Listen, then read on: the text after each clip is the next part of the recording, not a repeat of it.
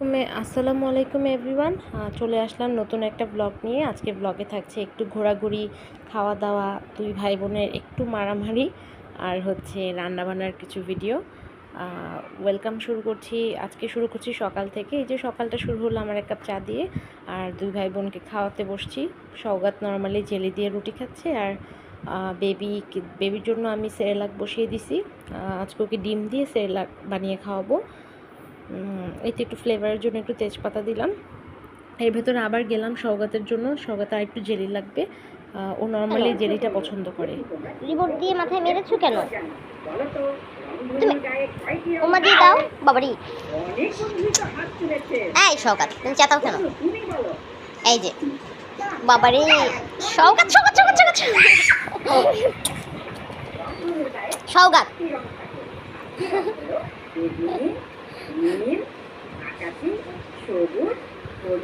কেমন দিয়েছে?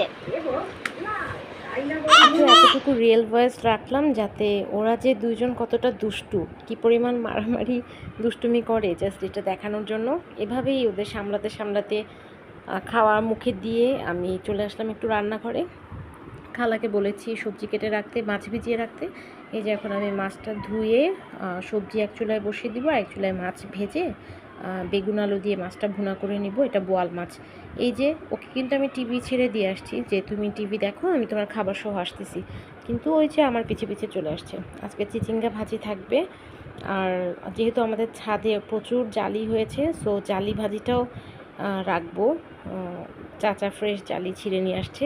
এই তো আবার আসলাম ওদের মুখে আবার একটু খাইয়ে দিতে। এবার বেবিকে খাওয়াবো, আর চুলায় মাছ দিয়ে আসলাম। যে মাছ ভাজা হতে হতে আমি এসে আবার ওদের একটু খাওয়াবো। সকাল থেকে খাওয়াতে আসলে অনেক সময় লাগে। এই খাওয়ানোর ফাঁকে ফাঁকে হচ্ছে আমি একটু একটু রান্নাবান্নার কাজটা আগায় ফেলি। এই তো তারপরে রান্নাটা চড়িয়ে ওদের যাব গোসল করাতে।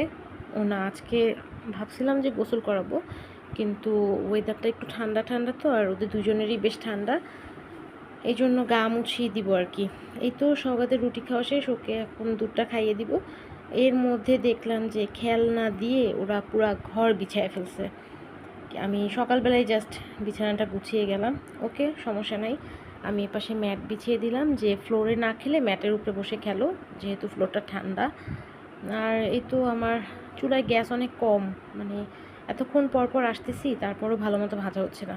এই তো আবার একটু উল্টে পাল্টে দিয়ে আমি আবার ওদের কাছে যাব, সওগাতের দুধটা খাইয়ে দিব।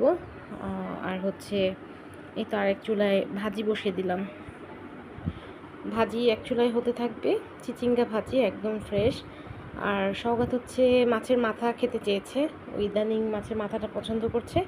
সো ভাবলাম যে মাছের মাথা, বোয়াল মাছের তো ছিল না, সো ওর জন্য একটা তেলাপিয়া মাছের মাথা ভেজে মানে সাথে দিয়ে দিব।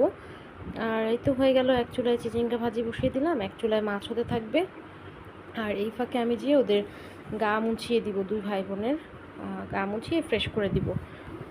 এখন অলরেডি 1:30 বেজে গেছে। 1:30 যেহেতু বেজে গিয়েছে, গা মুছিয়ে আমি ওদের একটা ফল খাওয়াবো।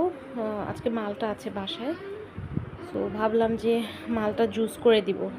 আর আমাদের বাসায় বোয়াল মাছের ডিম ছিল, বোয়াল মাছ না রুই মাছ আমি গুলিয়ে ফেলছি। যাই হোক, সেদিন একটু রান্না করেছিলাম, আর আজকে আর একটু ডিম ছিল, সেটা ভুনা করে ফেললাম।